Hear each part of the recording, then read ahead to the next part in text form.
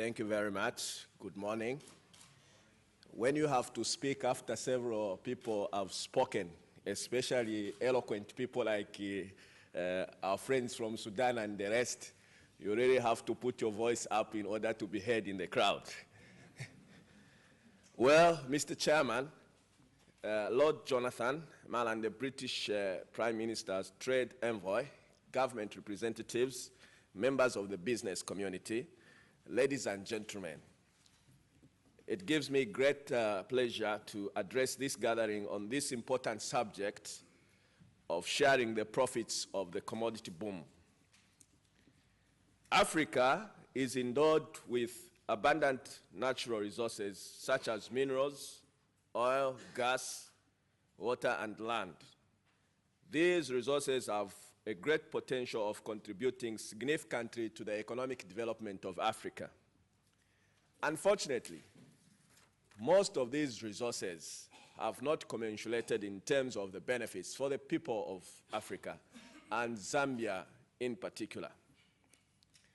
The benefits of the commodity boom needed to strike a balance going forward, especially in host communities where these resources are mined.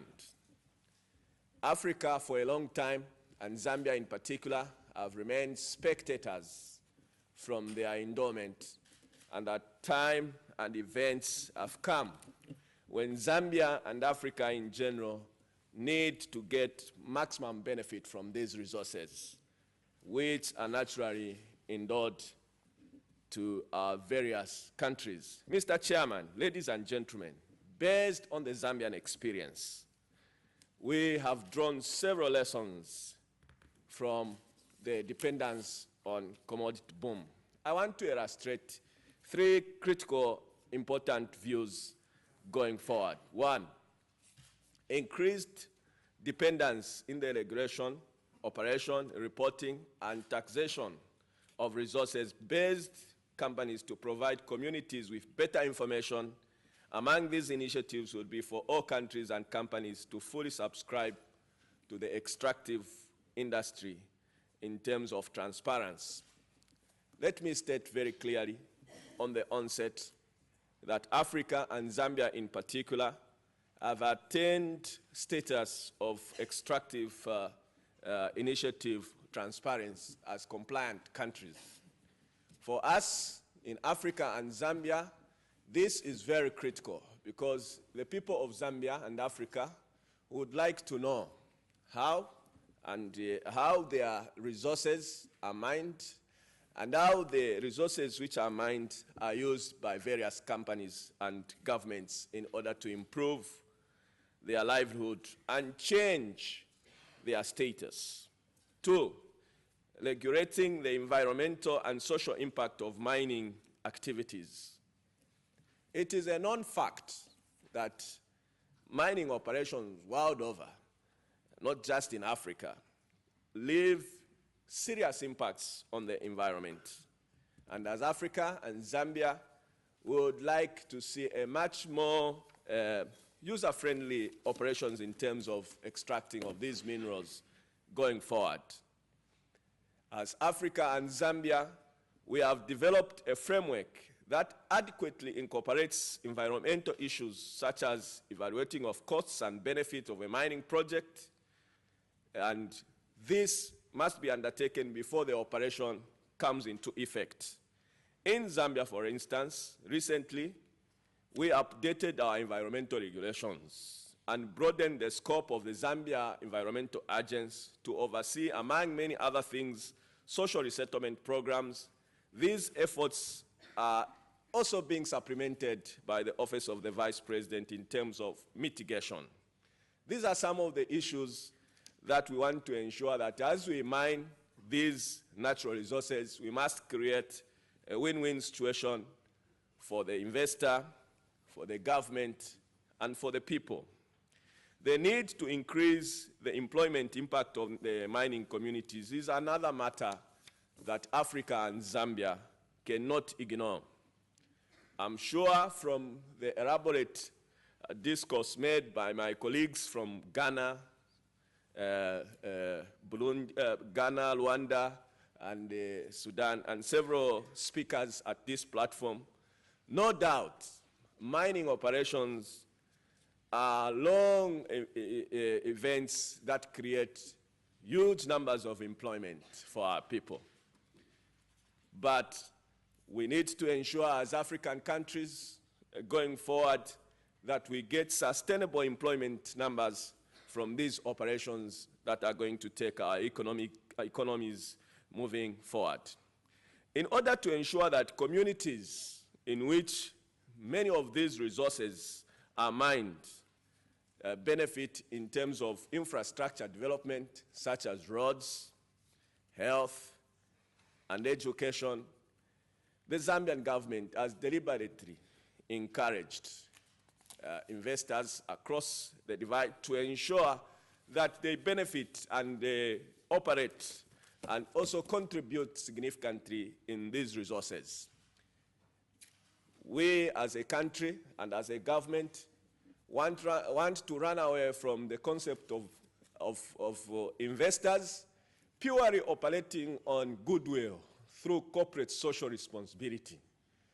We believe that host communities where these minerals are mined deserve more than just corporate social responsibility, but that significant development must be able to be undertaken in their communities.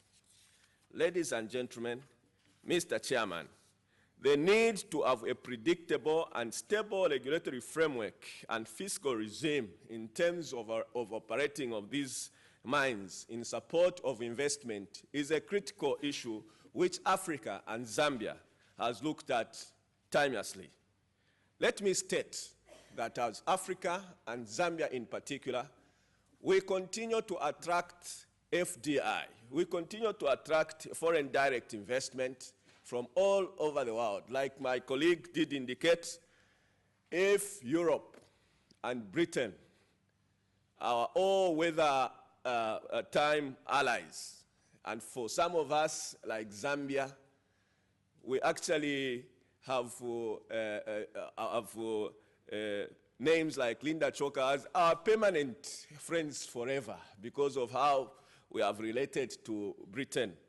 We want to state that if Britain do not rise to the challenge and come over and invest in Africa, other people will fill the void. And that you people that have been long-standing allies and friends will be mere spectators. As I speak, we have several mining operations from Britain that are doing wonderful work in Zambia and opening one of the largest operations in Africa, if not the world. I am aware that most of you should be looking around for where Zambia is situated on the map of Africa.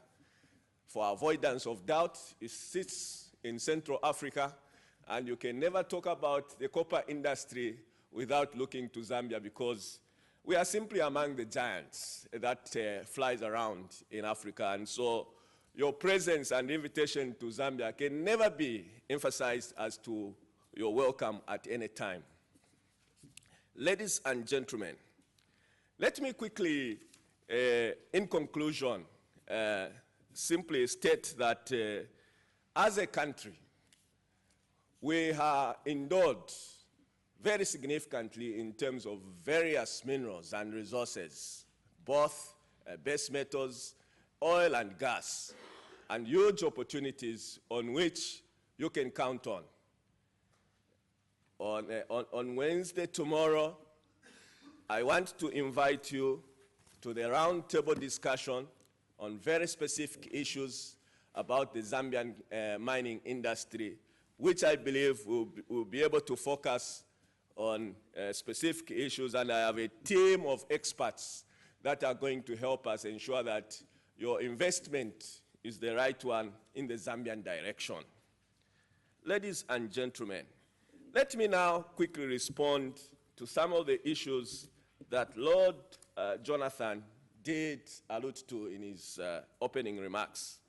I want to state very clearly that Africa needs skills transfer, quality investment, long-term plan, and sustainable and transparent regimes of managing and running business, especially in the mining industry.